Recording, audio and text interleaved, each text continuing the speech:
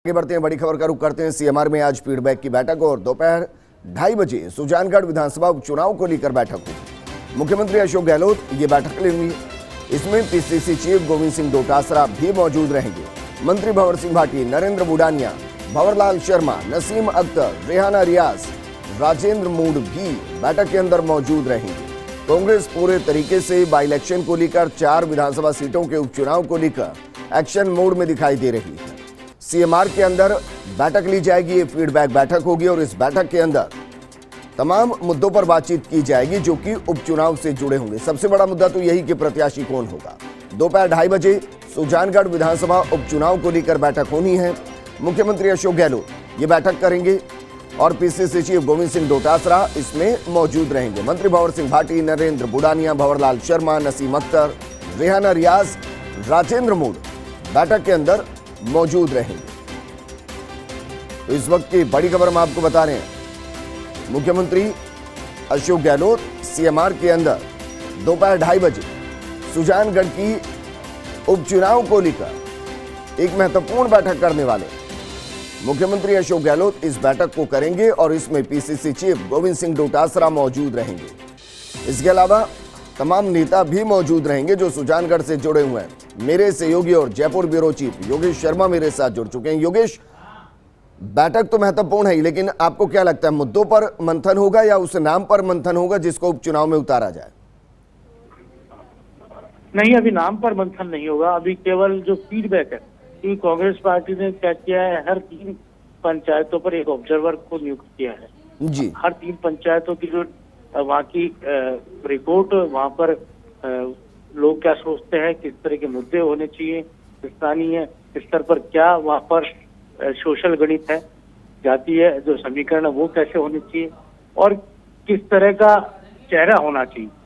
अभी टिकट चयन से पहले की जो प्रारंभिक कवायद है वो यहाँ नजर आ रही है। तो अब तक जो ऑब्जर्वर अपनी जगह पर गए हैं, और खासतौर से क्योंकि हर विधानसभा क्षेत्र की एक अलग डेमोग्राफी होती है, तो वहाँ पर कुछ इलाके ऐसे होते हैं जो मजबूत होते हैं कांग्रेस के लिए, कुछ इलाके ऐसे होते हैं जो बीजेपी या विरोधी दल के लिए मजबूत होते हैं, और कुछ ऐसे इलाके भी होते हैं जो अपनी अलग सोच रखते हैं।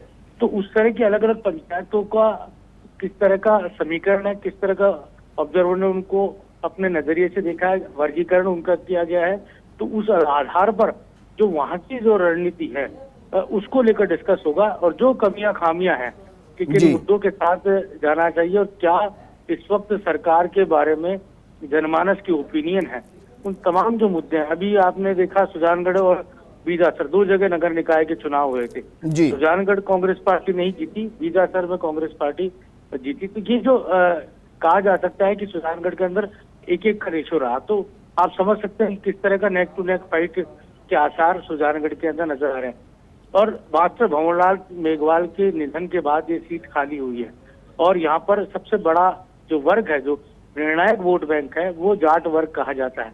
अब जाट वर्ग क्या सोचता है, किस तरह की उसके समाज के अंदर जो अंडर करंट चल रहा है, क्योंकि जाट एक तरह का ऐसा समाज और वर्ग है जो पॉलिटिकली बहुत ही साउंड कहा जा सकता है, और एक तरह से कहा जा सकता है कि सुजानगढ़ की हार और जीत में सबसे बड़ी भूमिका इसी वर्ग की रहने वाली है।